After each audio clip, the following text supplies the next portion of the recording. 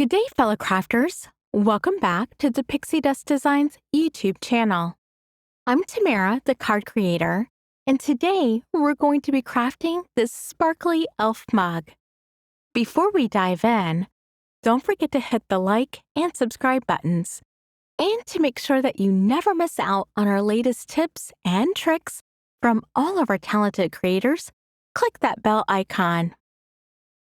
To get started with this project, the die set we will be using is, of course, from Pixie Dust Designs and is part of their July 2024 release. It's called Elf Mug, and all of its pieces are crafted in their signature purple color. And as usual, all the pieces indicate where they should be assembled and fit together well. Off camera, I pre-cut the necessary pieces for this project. For the mug, I used a pale cream-colored cardstock, and for the hair, a yellow cardstock as the base color.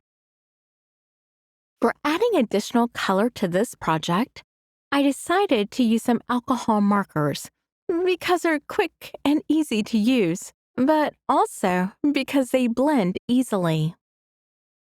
I began with the hair using quick flicks of a light brown marker and added strands of hair that would ordinarily be peeking out from this little guy's hat.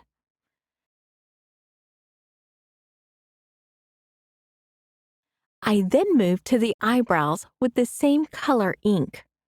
As you can see, these are tiny, so I recommend that you use some reverse tweezers like I do here to handle them. The markers dry quickly, so I next go back over the hair and eyebrows with the same brown marker again a couple more times to add more color and depth to it.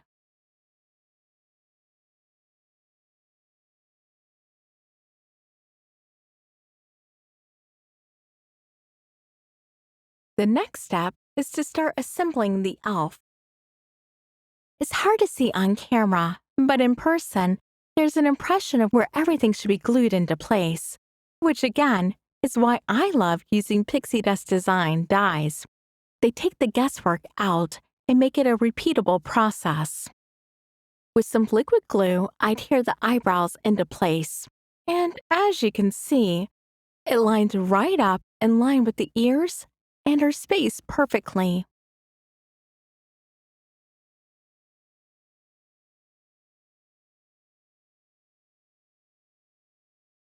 I next repeated the process and adhere the hair into place. You will notice that I press in on a cut line near the top of the head and on top of the mug. This comes into play later, but I needed to make sure that both cuts were opened cleanly up. By bending the paper slightly, you can see that this is beginning to look a lot more like a mug. Next, I'm going to add his cute little nose for this elf, and it will go right where it's indicated by the die. I think this little button of a nose brings life to the face.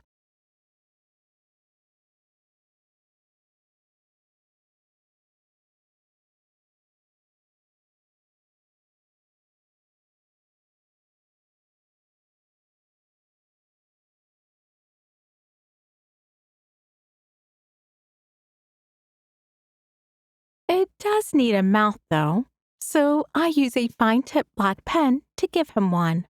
Isn't that adorable?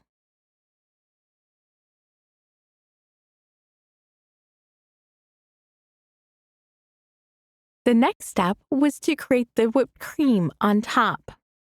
For this, I used a die that to me looked like a shape of a cloud, which I cut from white cardstock, some texture paste, and some extra fine white glitter. I got a dollop of the paste out with a palette knife and spread it out on the cloud cutout.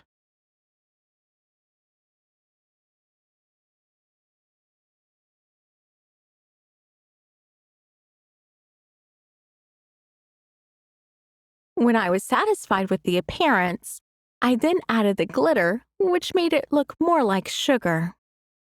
Make sure that you take the time to clean up your tools and work area after this step because the paste will harden like concrete. For the rest of the elf's outfit, I cut out the associated pieces from red and green glitter cardstock. I was going for a cheery Christmas look, and this cardstock more than served that purpose. The first piece to assemble is the ruffle that goes around the base of the mug. Just like with the mug, there are indications on the red piece that shows where you overlap it with the green piece, which I do with more liquid glue. You can also see that the handle dies are made to overlap as well. This made it very easy to apply the green over the red for this striped look.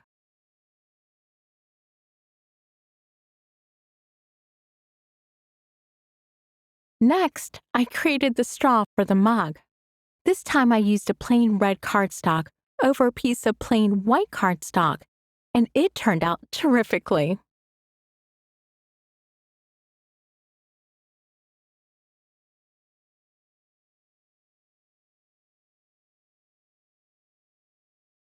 The hat is the next piece to assemble. This piece also had a slice in it that must be opened up. But everything lines up so perfectly with this set, so it went together easily.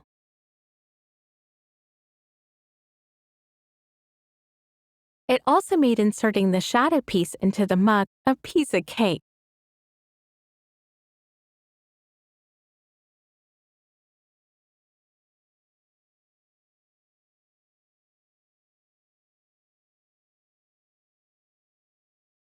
I next adhered all the remaining pieces onto the mug, starting with the handle.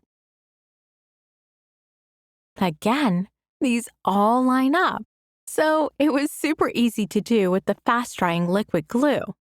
These all went on quite quickly.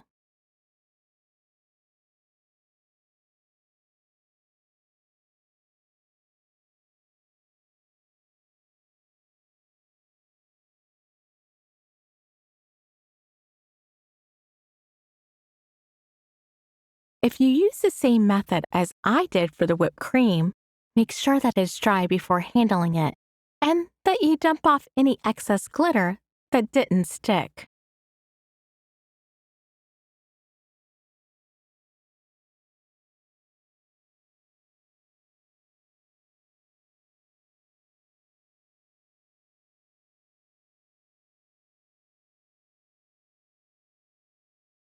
The final touches for this focal image include giving the handle of this mug a little white puffball for the end of his cap.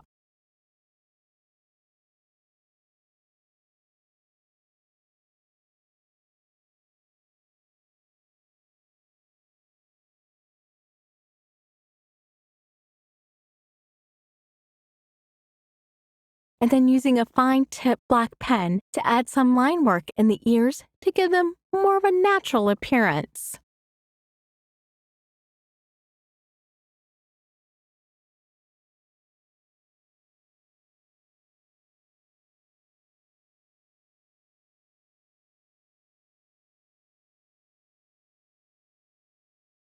I decided to place the elf mug into an A2 top-folded in portrait card base and embossed it with the holly and berries embossing folder. It does take up most of the card, but the elf looks great with the background created by the embossing folder.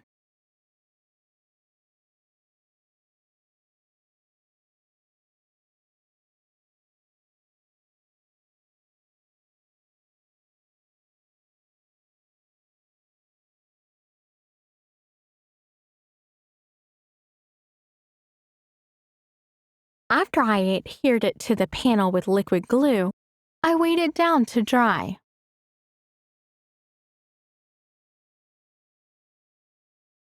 For the finishing touch to this card, I used a Christmas-themed stamp set and white embossing on black cardstock for the sentiment strip.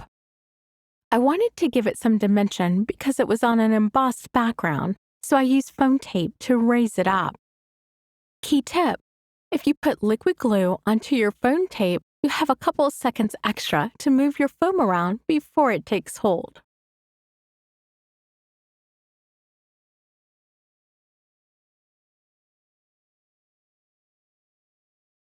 With that, I call this card complete.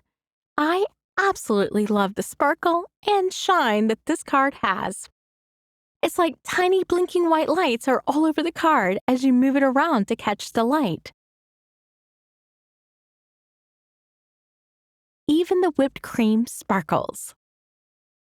If you found this video helpful, don't forget to give it a thumbs up and subscribe to the channel for more crafting tips, design ideas, and fun tutorials. And as always, click the bell icon so that you never miss out on our latest content. See you next time!